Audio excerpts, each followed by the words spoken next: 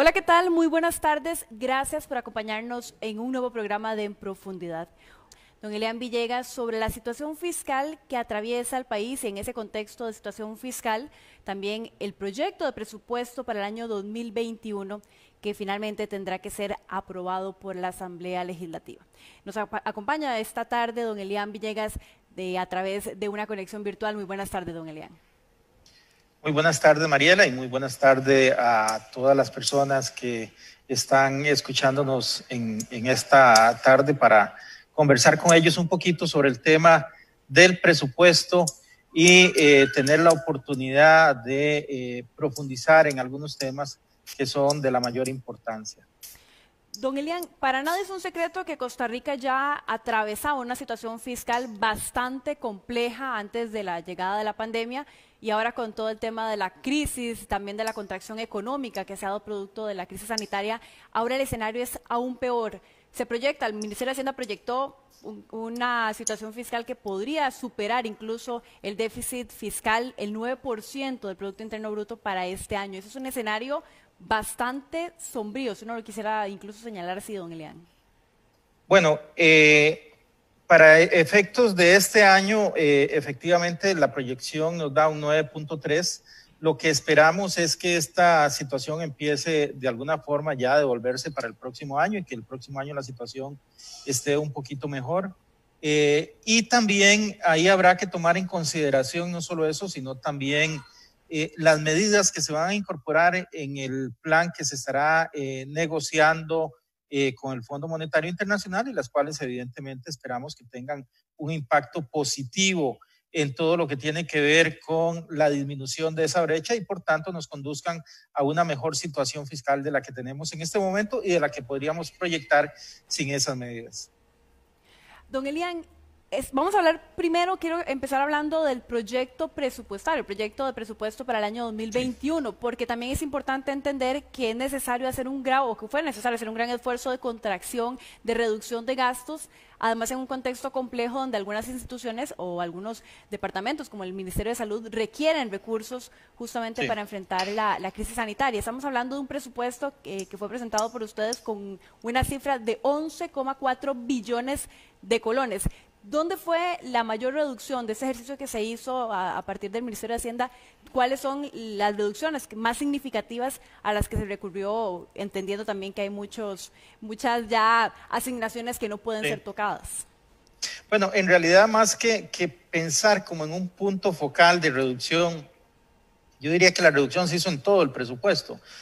Si nos ponemos a revisar los distintos ministerios, y sin el efecto de los órganos desconcentrados que ahora se incorporan, podríamos llegar a la conclusión de que la mayoría de ellos reducen sus presupuestos. Y eso es importante porque el esfuerzo de una sola institución y un solo ministerio sería insuficiente.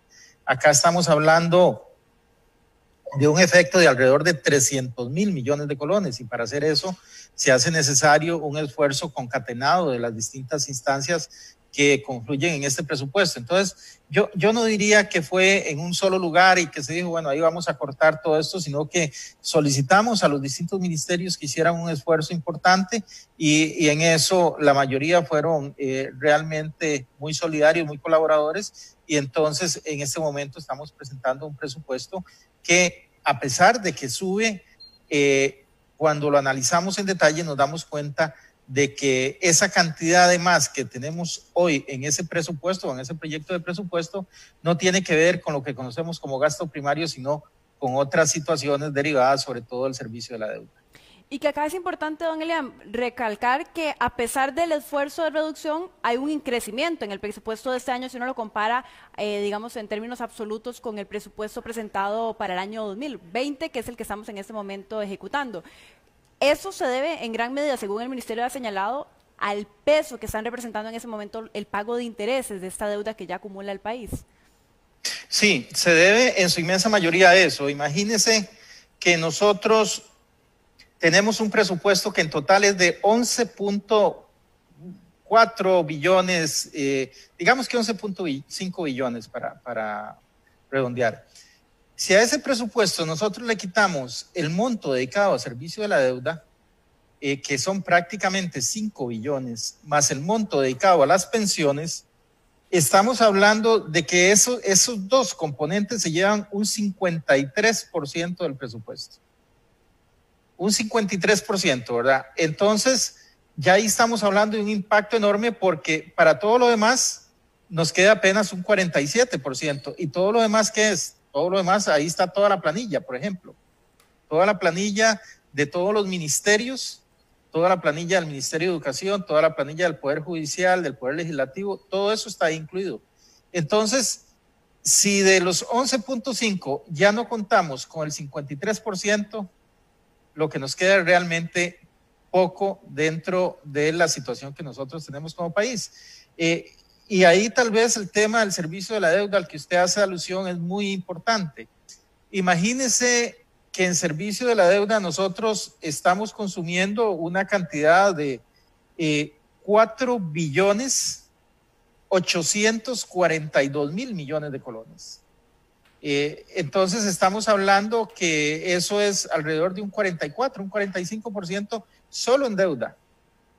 Eso es muchísima plata que se nos está yendo básicamente por un tema relacionado con pago de intereses, amortización de deuda y que es dinero que no vamos a poder invertir nosotros en obra pública, que no vamos a poder invertir en la parte social, sino que es una cantidad gigantesca de dinero que se nos está yendo para pagar esa deuda.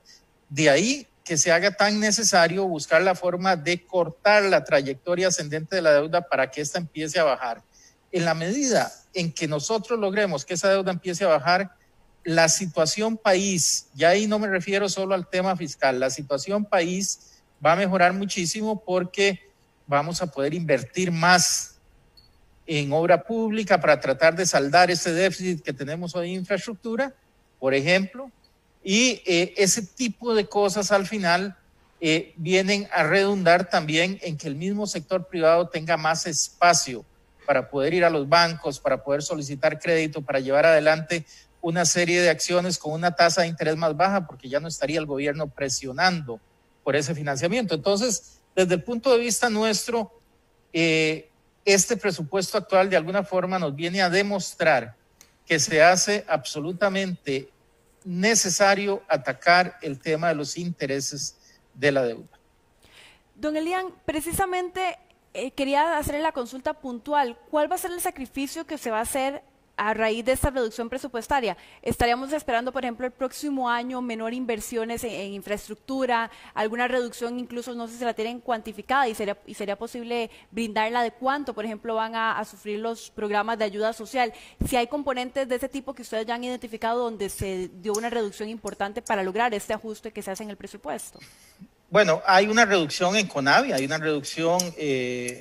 no es tan grande, pero además en CONAVI tiene la particularidad de que precisamente el ministerio es el que nos hace el planteamiento y por tanto el ministerio pues de alguna forma también sabe cuáles obras son las que son fundamentales de seguir adelante y dónde se podría cortar, y también estamos buscando esquemas alternativos de financiamiento. En la parte de vivienda hay un recorte importante para lo que es el FOSUBI, el Fondo de Subsidios de la Vivienda, por un poco más de 40 mil millones. Aún así, ese es un fondo que tiene más de 60 mil millones de colones presupuestados para el próximo año, que yo diría que son probablemente las dos bajas más sensibles o las dos reducciones más sensibles que hay. En cuanto a lo que es la parte social, prácticamente se mantiene igual, teniendo presente un elemento, y es que en el caso del FODESAF, de asignaciones familiares, se alimenta básicamente de una recarga o de un cobro adicional que existe en las planillas. Tenemos una situación de desempleo importante, es de alguna forma entendible que el próximo año no vayamos a poder recuperar en un 100% el empleo, sino que ya veníamos con una tasa de desempleo del 12%, en este momento estamos arriba de 20%, entonces ahí va a haber una reducción en el monto que va a recibir asignaciones familiares porque las planillas van a ser un poco más pequeñas y eso hace que lo que se asigna desde el presupuesto para toda esa área social sea un poquito menos, pero no es un monto excesivo, en realidad estamos calculando alrededor de un 6, un 7% de caída, y esa es como la reducción que se da en toda esa área de asignaciones familiares. En el caso puntual de la inclusión que se hace en ese proyecto de órganos desconcentrados, ¿cuál es el principal cambio, sobre todo a nivel del control que puede tener ahora el Ministerio de Hacienda sobre el presupuesto asignado a estos órganos desconcentrados? Vale la pena entrar un poquito en el tema de órganos desconcentrados. Creo que ahí tenemos una lámina, no la tengo bien ubicada, pero puede ser como la 3 o la 4. Veamos a ver. Tal vez ahí nos ayudan los compañeros, vamos a ubicarla, Sí. don Elian. Ok, perfecto. Son los órganos desconcentrados. Imagínense que estamos hablando de 50 órganos desconcentrados. Entonces, estos órganos desconcentrados son como decirle aquel hijo que no se va de la casa, sino que hace un cuarto en el patio, ¿verdad? Y entonces él vive ahí y de vez en cuando entra a la casa y se lleva el diario de la semana, y además la electricidad la tiene pegada ahí de la casa, pero él tiene su propio ingreso por otro lado, entonces le entra un poquito de plata por un lado y además suma con una serie de transferencias que hace desde la casa, porque desde la casa usa la lavadora, la refrigeradora, como les decía, el diario, el internet que tienen en la casa, etcétera. Entonces, al final, el presupuesto de ese muchacho que vive en el patio de la casa es una suma de lo que él ingresa más lo que toma de la casa. Más o menos eso es un órgano desconcentrado. Y ahora lo que les estamos diciendo nosotros es: queremos el patio libre, quíteme el cuartito de la casa, véngase a vivir adentro de la casa. Y además, lo que a usted le ingresa, me ingresa a mí. Es parte del presupuesto de la casa y yo soy quien le va a dar a usted el presupuesto correspondiente en adelante. Entonces, esto es algo de lo que se está haciendo acá. Se disminuye esa fragmentación, porque imagínense que ya habían 50 órganos desconcentrados solo en la parte de gobierno central, y además quedan unos en las autónomas. Y eso nos permite tener un mejor control sobre el presupuesto, saber exactamente cuánto dinero nos está entrando y cuánto dinero está saliendo, cuánto empleo público se está generando, tanto en el gobierno central como en los desconcentrados. Ahí habían alrededor como de unos 11,000 puestos de trabajo. Entonces, es importante tener todo ese control. Cuando uno analiza también las propuestas que ha hecho el Ministerio de Hacienda, uno de los compromisos fue justamente el tema de no hacer más grande el Estado. Incluso se habló de congelar plazas y de tratar de no aumentar un componente que es el tema de remuneraciones, donde se va bastante del presupuesto. Sin embargo, recientemente se han anunciado una serie de contrataciones. ¿Cómo explicarle a las personas que se necesita un esfuerzo de reducción de gasto, pero por otro lado pareciera o se anuncian contrataciones? Sí, las contrataciones, digamos, en primer lugar, en términos globales hay una disminución de plazas, pero sí se están realizando, sí se están incluyendo una serie de plazas. En primer lugar, se incluyen 2,000 plazas de cocinera en el MEP, en el Ministerio de Educación, que son las señoras que trabajan en los comedores escolares, que estaban contratadas por las juntas de educación y que por ello no tenían la totalidad o una seguridad completa a su alrededor, y se ha considerado que desde el punto de vista social es importante que el Estado pues les dé la protección requerida, y entonces se les ha asignado una plaza formal dentro del Ministerio de Educación, pero a su vez se ha quitado la asignación presupuestaria que por ese monto se le trasladaba a las juntas de educación para que se la deje el MEP y de ahí pague la planilla correspondiente. También hay 63 plazas que van para el Poder Judicial. El Poder Judicial ocupa dos cosas: ocupa llevar adelante el desarrollo de una unidad anticorrupción, y en segundo lugar ocupa incrementar el servicio en el contencioso administrativo para llevar adelante los procesos de expropiación que son necesarios en la obra pública. Entonces, ahí van 63 plazas. Y las otras 3 plazas son 3 plazas para los comisionados de la Comisión de Promoción de la Competencia, COPROCON. Entonces, esas son, en este momento que yo recuerde, las 2,066 plazas que se están incluyendo en este presupuesto. Cuando uno analiza la situación fiscal del país y ve esta reducción, don Elian, 300.000 millones menos es lo que se logra, digamos, reducir. ¿Era el mayor esfuerzo que se podía hacer, digamos, desde el Ministerio de Hacienda en reducción presupuestaria? Vea, esa es una muy buena pregunta. Uno a veces, digamos, yo como ministro de Hacienda quisiera hacer mayor reducción, pero hay que entender la dinámica propia del presupuesto.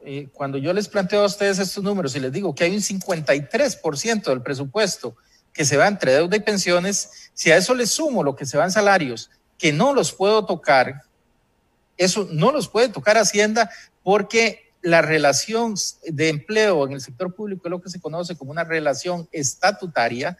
Eso lo que quiere decir es que es una relación donde la ley es la que define los parámetros de la relación y por tanto no puede ningún ministro venir a decir aquí corto esta relación, aquí hago A, B o C, sino que la ley define los parámetros. Entonces ahí estamos frente a una situación donde hay una gran inflexibilidad de ese presupuesto. Nosotros hemos hecho un gran esfuerzo por reducir. De hecho, si ustedes observan, y tal vez en una de las láminas posteriores hay una referencia a un 4.9% y un gasto primario, que tal vez sería importante que la viéramos, ahí se observa la reducción que estamos realizando. Y ese esfuerzo nos permite que, por ejemplo, de un déficit presupuestario en el 2020, presupuestario, ¿verdad?, que era superior al 11%, estemos pasando a un déficit presupuestario en el 2021 de menos del 10%. Y eso es muy significativo porque en el 2020 la planificación era de una Costa Rica sin pandemia, sin gastos importantes en salud o en lo social, lo ordinario nada más. Y acá nosotros estamos diciendo 2021 es un año donde todavía vamos a estar en pandemia, es un año donde el nivel de ingresos no va a ser igual al ingreso que teníamos proyectado para el 2020. Y a pesar de eso, estamos logrando un déficit presupuestario inferior al del 2020. Yo en eso quiero decirle que nosotros nos sentimos realmente muy satisfechos por la forma en que hemos llevado adelante este recorte presupuestario. Le reitero, probablemente se puede decir, ok, se puede hacer mejor y probablemente alguien lo podría hacer, pero dentro de lo que son nuestras capacidades pueden estar seguros que hemos tratado de hacerlo mejor y con plena conciencia de la importancia de reducir el gasto público, de que si no reducimos el gasto público hay que incrementar los ingresos y la forma de incrementar los ingresos puede ser de dos vías. Una es impuestos, la otra es venta de activos. Y bueno, y la otra es buscar deuda, ¿verdad? Entonces, nosotros debemos siempre tener mucho cuidado en ese tema porque si nosotros disparamos el gasto, tenemos que salir a buscar cómo financiar ese gasto. Y que de hecho, don Elian, ahora que usted lo menciona, bueno, el país está saliendo a buscar recursos con el Fondo Monetario Internacional. Ya tenemos un presupuesto de rescate, como ha sido llamado de alguna forma de esa entidad, y ahora vamos a buscar 1.750 millones de dólares más como parte, digamos, de esto que ha llamado el gobierno financiar o cambiar deuda cara por deuda un poco más barata. ¿Por qué es tan urgente desde la visión del Ministerio de Hacienda ir a tocarle la puerta al Fondo Monetario y solicitar este préstamo? Sí. Probablemente en una de las láminas, la 7 y la 8, está lo relativo a la deuda, sobre todo a la parte de la deuda externa. Tal vez si me ayudan con esa, por favor. El tema de cambiar deuda cara por deuda barata, perfecto. Muchas gracias. Es una estrategia que ha venido siguiendo el gobierno ya desde hace varios meses, y en la cual tenemos que decir que se ha contado con el invaluable aporte de la Asamblea Legislativa. Y quisiera concentrarme aquí porque la semana pasada hubo algún cuestionamiento, así era cierto que estábamos cambiando deuda cara por deuda barata. Vean qué sencillo se observa aquí. Imagínense que el saldo de la deuda que nosotros tenemos en el exterior de Costa Rica, la deuda que tenemos con multilaterales y con bonos y con eurobonos, se incrementó en más de 1 billón de colones, se incrementó un 17,5%. Es decir, el saldo de lo que le debemos nosotros al exterior es hoy un 17,5% más de lo que era hace un año. Y a pesar de eso, lo que ha ocurrido con el pago de intereses es que se redujeron en un 0,1%. Es decir, lo natural es que los intereses al menos hubieran crecido en la misma proporción, en un 17,5%. Y eso no ocurrió, sino que se redujeron en un 0,1% del PIB. Eso nos demuestra que la estrategia de cambiar deuda cara por deuda barata sí está funcionando y sí se está aplicando. Y lo vemos aquí concretamente en el presupuesto. Reitero, 17,5% más de deuda. Eso significa más de 1 billón de colones. Evidentemente en dólares lo trajimos del exterior. Y ese monto hoy nos permite decir que estamos pagando un 0,1% del PIB menos. Mientras que los intereses internos sí aumentan en un 0,3% del PIB, ¿verdad? Entonces, esa diferencia creo que es sensible, creo que es importante y bueno, en buena hora que me permite la oportunidad de remarcarlo para que todos los costarricenses lo tengamos muy presente. Don Elian, ustedes han convocado una serie de sectores y han pedido incluso recomendaciones en este camino fiscal y en esta reestructuración que está planteando el país como una alternativa para enfrentar esa compleja situación en las finanzas públicas. La semana anterior, hace un par de semanas más bien, el expresidente Miguel Ángel Rodríguez señalaba una propuesta como la venta concreta del Banco de Costa Rica o del Instituto Nacional de Seguros como un mecanismo de tener recursos para poder enfrentar la crisis. ¿Qué piensa usted de una propuesta como esta que es lanzada por el expresidente y que ha sido reiteradas veces mencionada en el pasado también? Sí. Mariela, dentro de lo que es el camino precisamente para salir a las conversaciones con el Fondo Monetario Internacional, tenemos definido que el próximo 17 de septiembre será la fecha en la que estemos presentándole a Costa Rica las distintas opciones. Se han hablado muchas cosas. Tanto esto que presenta don Miguel Ángel de que se vendan esas empresas. Igualmente hemos recibido muchas indicaciones de otros grupos diciendo no venda nada, no venda ningún activo. Igualmente algunos que nos dicen aplique una sobretasa a la renta, otros que nos dicen aplique tal cosa, otros que hacen referencia a la evasión, la elusión, el contrabando. Entonces hemos recibido una cantidad muy importante de propuestas. Y nosotros queremos explicarle a Costa Rica el alcance de las propuestas que vamos a llevar a esa negociación con el Fondo Monetario Internacional. Eso lo estaríamos haciendo el 17. Entonces, en este momento yo prefiero no referirme al fondo de esa propuesta porque creo que es parte de lo que tenemos que hablar a partir del próximo 17 y decir por qué una sí u otra no, porque esto es importante realmente conversarlo con mucho más detalle. Porque en su momento, por ejemplo, VIXA o FANAL sí han estado en propuestas presentadas por el Poder Ejecutivo concretamente, pero entonces no podríamos descartar, por ejemplo, una iniciativa de ese tipo, don Elian. Yo lo que le diría es que el próximo 17 salimos de las dudas, ¿verdad?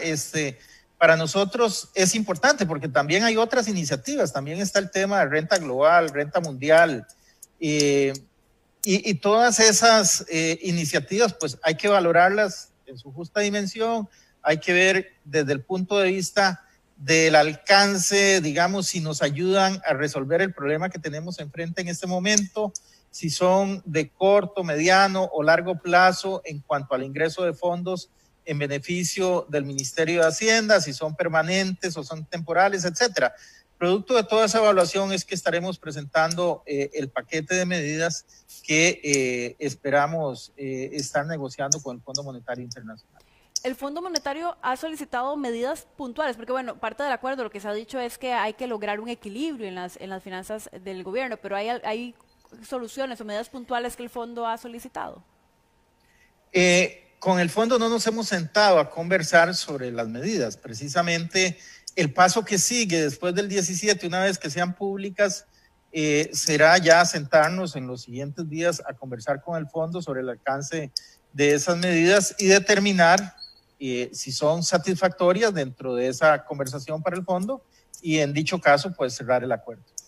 No puedo dejar pasar la oportunidad también, don Elian, de preguntarle. Ustedes han dicho en reiteradas ocasiones que el vía impuestos tal vez no es el camino más, que ustedes no están, es la última opción, incluso han dicho así, vía impuestos, incrementar impuestos como una alternativa en el momento difícil que se vive el país. ¿Estamos más cerca, don Elian, de tomar una alternativa? Lo que he dicho yo y lo que también ha dicho el señor presidente es que el IVA está en el último lugar de la lista. Yo estuve en el plenario de la Asamblea Legislativa, hará cuestión como de 3, 4 semanas, y precisamente ahí hice el señalamiento con el aval del señor presidente de la República en el sentido de que había que llevar un ajuste fiscal adelante y que ese ajuste fiscal iba a requerir de impuestos progresivos y solidarios. Eso lo dijimos ya hace 3, 4 semanas y es un tema que también se verá contemplado en la propuesta que estaremos haciendo para llevar adelante en la negociación con el Fondo Monetario. Eso significa que en esa propuesta que usted mismo señala podríamos ver el próximo 17, probablemente impuestos estará incluido en esa propuesta. Normalmente en esas propuestas está incluido. Si estamos hablando de un ajuste fiscal, tiene que haber también algún ajuste por el lado del ingreso, y por el lado del ingreso podrían haber impuestos de carácter temporal o permanente. Es parte de lo que estamos revisando. Y finalmente, don Elian, quisiera tener una apreciación de su parte, porque ustedes han dicho que la meta es lograr gradualmente llevar el equilibrio a las finanzas públicas de Costa Rica y llevar este déficit primario por lo menos a un 0%. ¿Qué será necesario para lograr este ajuste que sin duda es grande, entendiendo el reto que tenemos por delante? Va a ser necesaria mucha disciplina. En primer lugar, mucha disciplina en cuanto al gasto, mucha disciplina fiscal, hacer un esfuerzo extra en la parte de evasión y elusión, que lo queremos hacer de la mano de Hacienda Digital, hacer un esfuerzo en el control del contrabando, que lo queremos hacer por el lado de las medidas de inspección no intrusiva, buscar la forma de reducir la presión de Hacienda en el mercado para lograr reducir tasas de interés y poner una mayor cantidad de dinero en manos del sector privado, poder sacar adelante el fondo de avales y garantías para lograr por medio de eso que las empresas privadas tengan un acceso más expedito y más fácil al crédito. Hay un conjunto de medidas que llevar adelante. En todo eso pueden estar seguros que tenemos un fuerte compromiso de trabajo en este momento y esperamos que eso nos salga bien, porque realmente es por el bien de todo un país que estamos trabajando en este momento. Don Elian, muchísimas gracias por haber aceptado esa entrevista en profundidad para explicar un poco el camino en el que se está tomando decisiones en materia fiscal en Costa Rica. Muchos temas pendientes, sin duda, que usted mismo señaló, nos estarán aclarando y tendremos mucho más detalle en las próximas semanas, pero muchísimas gracias por este detalle sobre lo que en este momento se conoce, que es el presupuesto que ha sido presentado a la Asamblea Legislativa. Con muchísimo gusto, Mariela, estamos para servirles, y en cuanto se conozcan, se puedan dar al público ya estas medidas, pues con muchísimo gusto estaremos también en la mayor disposición de explicar el detalle de las mismas si ustedes lo tienen a bien. Gracias.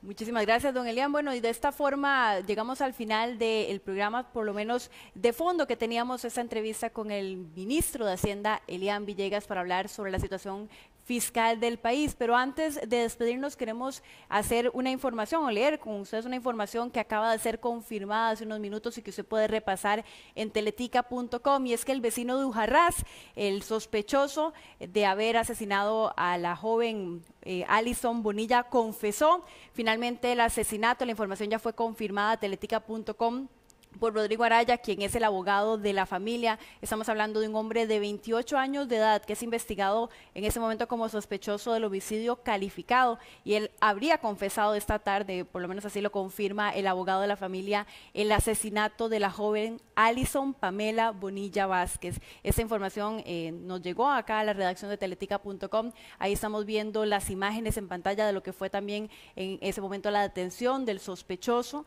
y fue ya ahora sí confirmado por el abogado de la familia, Rodrigo Araya, que el sospechoso habría confirmado y habría confesado este asesinato. El imputado dijo que rindió declaración esta tarde en la fiscalía, donde detalló los hechos y aceptó efectivamente que fue él quien dio muerte a la joven de solo 18 años, y que, como todos hemos recordado y hemos estado señalando durante este 4 de septiembre. Se cumplen ya 6 meses este viernes desde que Alison Bonilla desapareció de su vivienda. Recordamos que ella venía del colegio nocturno donde asistía a lecciones y después de que se comunicó con su madre, a la que le dijo que estaba ya caminando para llegar a su casa, minutos después la madre no la encontró, ya no se supo más de la joven y desde ese momento, desde esa noche fatal para la familia de Alison Bonilla, inició una búsqueda y desde entonces la familia ha estado tratando de dar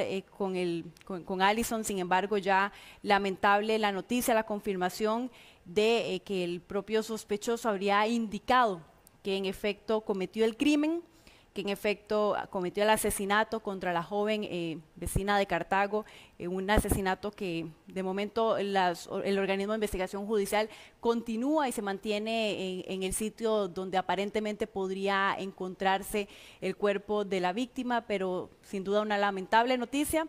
Y estamos manteniéndonos informados en teletica.com. Lo invitamos a que usted siga todos los detalles de este y otras informaciones. Muchísimas gracias por habernos acompañado.